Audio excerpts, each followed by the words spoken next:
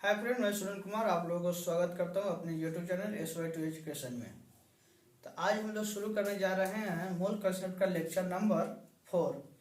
हम लोग third lecture में पढ़े थे रिलेटिव एटॉमिक मास क्या होता है। तो आज हम लोग पढ़ेंगे ग्राम एटॉमिक मास क्या होता है। ठीक है, gram atomic mass relative atomic mass से ही रिलेट करता है। ठीक है, ग्राम एटॉमिक मास हम उसको बोलेंगे, जैसे रिलेटिव एटॉमिक मास में हम लोग कार्बन का पढ़े थे, नाइट्रोजन का पढ़े थे, ऑक्सीजन का पढ़े थे। कार्बन का रिलेटिव एटॉमिक मास हम कैसे लिखे थे? 12 लिखे थे, उसमें कोई यूनिट का यूज नहीं किए हुए थे। ऐसा ही ऑक्सीजन में भी 16 ही लिखे थे, कोई यूनिट का यूज नहीं किए थे। बेसिकली इसका मीन्स ये हुआ जो रिलेटिव एटॉमिक मास जो होता है वो यूनिटलेस होता है। ग्राम एटॉमिक मास को हम ऐसे लिखेंगे, जैसे रिलेटिव एटॉमिक मास हम कार्बन का 12 लिख दिए, उसमें ग्राम लगा दिए तो हो गया ग्राम एटॉमिक मास। ठीक है,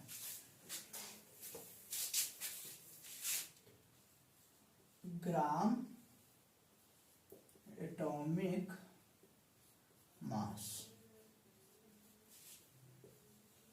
रिलेटिव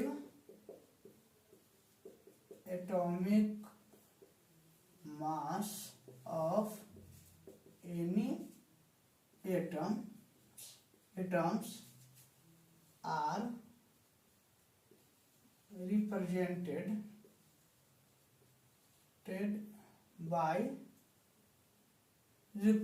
in gram.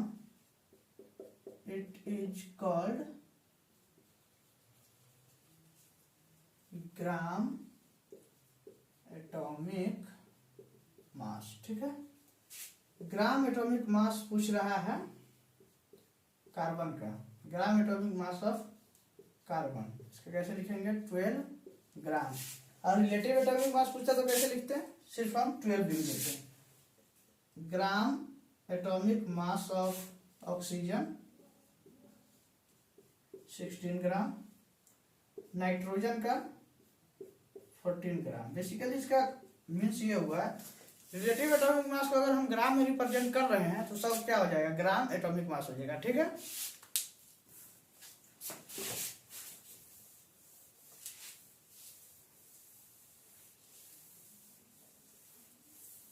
उसके आगे हम लोग पढ़ते हैं ग्राम मोलिकुलर मास किसको बोलेंगे। ठीक है, चलिए उससे पहले हम लोग मोलर मास को डिस्कस करें, उसके बाद हम लोग ग्राम मोलिकुलर मास को देखेंगे। ठीक है, मोलर मास। मोलर मास का मतलब होता है मास ऑफ 1 मोल। किसी भी चीज का 1 मोल का जो मास होता है उसी को हम मोलर मास बोलेंगे। ठीक है, किसको बोलेंगे मोलर मास? 1 मोल के मास को हम, किसी भी चीज का 1 मोल का जो मास होता है उसी को हम मोलर मास बोलेंगे। ठीक है, मीन्स हो गया मास ऑफ 1 मोल। किसी भी चीज का 1 मोल का मास को हम मोलर मास बोलते हैं। ठीक है,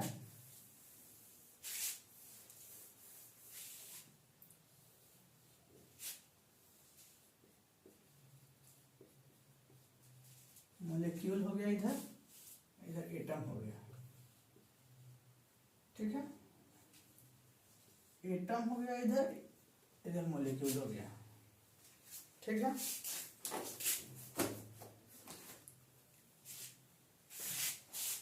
एटम के लिए हम लिखते हैं ग्राम एटॉमिक मास, और मोलिक्यूल के लिए लिखते हैं ग्राम मोलिक्यूलर मास। ठीक है,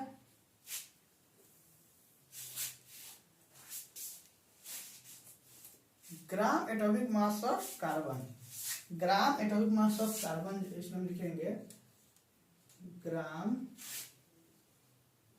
एटॉमिक मास ऑफ कार्बन कितना हो जाएगा? 12 ग्राम। मास ऑफ इसका मतलब क्या हो गया? Mass of 1 mole of carbon, moles of carbon equal to 12 gram. जैसे फिर से समझिएगा, मोलर मास मतलब होता है mass of 1 mole, mass of 1 मोल होता है। ठीक है, किसी भी चीज का 1 मोल का मास को ही हम मोलर मास बोलते हैं। अगर एटम के लिए लिख रहे हैं तो इसको हम कैसे लिखेंगे, बोलते हैं ग्राम एटॉमिक मास। ठीक है, और ऐसे भी लिख सकते हैं ग्राम एटॉमिक मास का मतलब हो गया मास ऑफ 1 मोल। यहाँ जो 12 ग्राम जो लिखा हुआ है इसका मतलब ये समझना चाहिए कि 12 ग्राम जो लिखा हुआ है ना, gram atomic mass of carbon, ये 12 लिखा हुआ है तो 12 ग्राम जो लिखा है इसका मतलब हुआ 1 मोल कार्बन जो है, 1 मोल कार्बन का जो मास है 12 होता है। ठीक है, इसी को हम यहाँ लिखेंगे mass of 1 mole of carbon equal to 12 gram. ठीक है, ऐसे भी लिख सकते हैं mass of N numbers of carbon, इसको भी हम 12 लिखेंगे, 12 ग्राम हो जाएगा। Mass of N atoms of carbon जो होता है, 1 मोल में कितना एटम्स होता है, एन एटम होता है। ठीक है, तो उसको हम एन से मोल को हम कन्वर्ट कर दिए एन में। ठीक है, इसमें 12 ग्राम ही होगा, सब बात सेम ही होता है। ठीक है, उसके बाद mass of 1 atom of carbon equal to 12/Na gram. ठीक है, अगर हम मॉलिक्यूल के लिए लिखते हैं तो इसको हम बोलते हैं क्या, ग्राम मोलिकुलर मास। ठीक है, मॉलिक्यूल का जो होता है, जैसे यहाँ लिखे ग्राम एटॉमिक मास, यहाँ हो जाएगा gram molecular mass of NH3। उसको ऐसे लिख सकते हैं ग्राम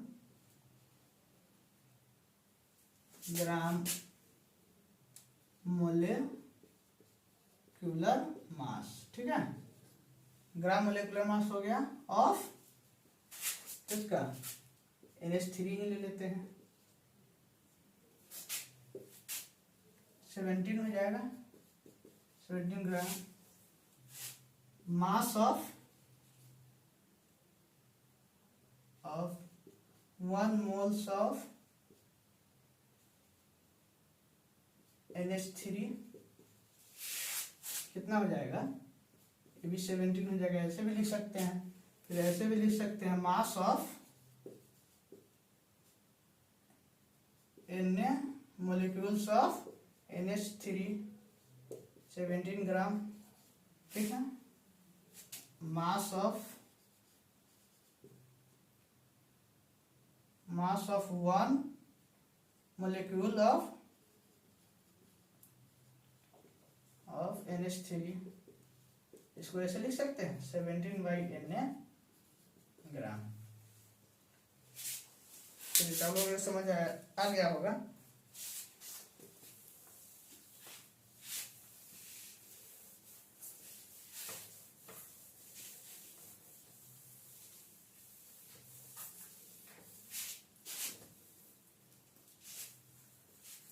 जैसे मोल है, मोल का मतलब हम लोग बताए हुए थे पिछले ही क्लास में, जो मोल अगर कोई बोल रहा है तो ढेर का बात कर रहा है। ठीक है, जैसे 1 मोल्स ऑफ कार्बन का बहुत सारा पार्टिकल मिलकर के 1 मोल को बना रहा है, 1 मोल।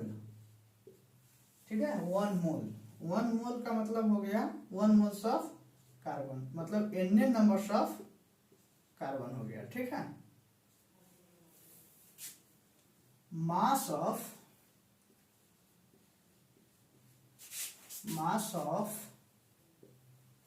1 mole of carbon equal to 12 gram. Mass of 1 atoms of carbon equal to 12/Na gram. मतलब बहुत सारा कार्बन एटम मिलकर के 1 मोल को बना रहा है। ठीक है, अगर 1 मोल का 1 एटम कार्बन का अगर मास पूछ रहा है तो Na से डिवाइड कर देंगे। ठीक है, ऐसे देखिएगा मास, जैसे यहाँ पे लिखा हुआ है mass of 1 atom of carbon. ठीक है, mass of 1 atoms of carbon, यहाँ कैसे लिखेंगे, 1 एटम का मास कितना होता है 12/Na ग्राम है। अगर इसको हम क्वांटिटी को बढ़ाते बढ़ाते बढ़ाते बढ़ाते हम 1 मोल पर ले गए, ठीक है, 1 moles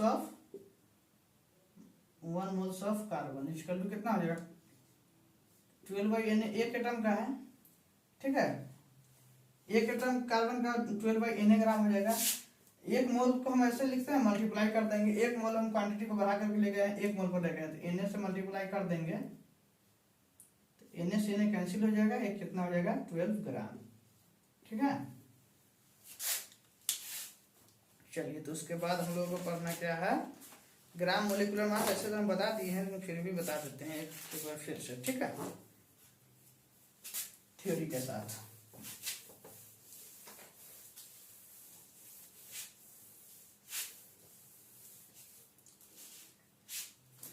gram molecular mass, gram molecular mass, gram molecular mass जो होता है relative molecular mass of any molecule are represented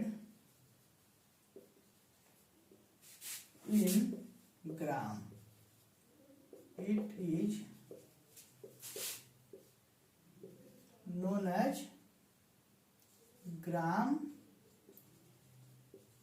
molecular mass।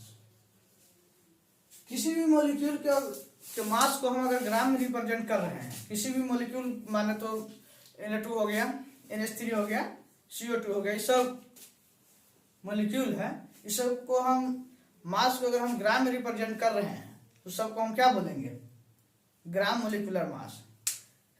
इसमें कंफ्यूज नहीं होना, फिर से एक बार समझ लीजिए, समराइज कर रहा हूँ इस बात को। जैसे रिलेटिव एटॉमिक मास हम लिखे थे, एटम रिलेटिव एटॉमिक मास का मतलब क्या हम लिखे हुए थे, एक एटम जो होता है उसका जो मास होता है, मास नंबर जो होता है उसको हम डायरेक्ट लिख देते थे, रिलेटिव एटॉमिक मास हो जाता था। और रिलेटिव मोलिकुलर मास क्या होता है, रिलेटिव मोलिकुलर मास जो होता था, कोई मोलिक्यूल हो गया, NH3 हो गया, NO2 हो गया, CH3 हो गया, ये सब जो है ना, जैसे NH3 हम मान लीजिए एक एग्जांपल ले रहे हैं, NH3 मोलिक्यूल है, इसको रिलेटिव मोलिकुलर मास अगर पूछ रहा है तो हम डायरेक्ट कैसे लिख देते थे, 17 लिख देंगे, ठीक है।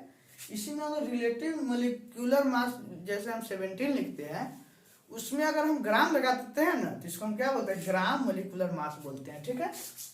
जैसे ग्राम मोलिकुलर मास हम मान लीजिए जो NO2 का लिख रहे हैं, N2 का लिख रहे हैं, ग्राम मोलिकुलर मास NH3 का, NO2 ले लीजिए, इसका कितना हो जाएगा, 18 ग्राम हो जाएगा ना, 18 ग्राम हो जाएगा। Mass of 1 mole of N2 molecule कितना लिख देंगे, 18 ग्राम लिख देंगे। ऐसे भी लिख सकते हैं, mass of Na molecules of N2, same ही बात होता है, 18 ग्राम हो जाएगा। Mass of 1 molecule of N2 कितना, 18, एक मोलिक्यूल के बारे में पूछा था, 18 बाई कितना हो जाएगा, Na ग्राम हो जाएगा, ठीक है। इसको भी आइए डायग्राम के थ्रू समझते हैं।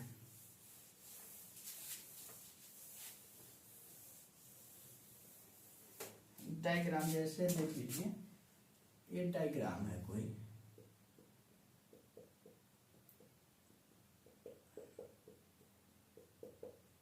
ये डायग्राम है, मान लीजिए 1 मोल है, 1 मोल्स ऑफ N2 मोलिक्यूल है, ठीक है।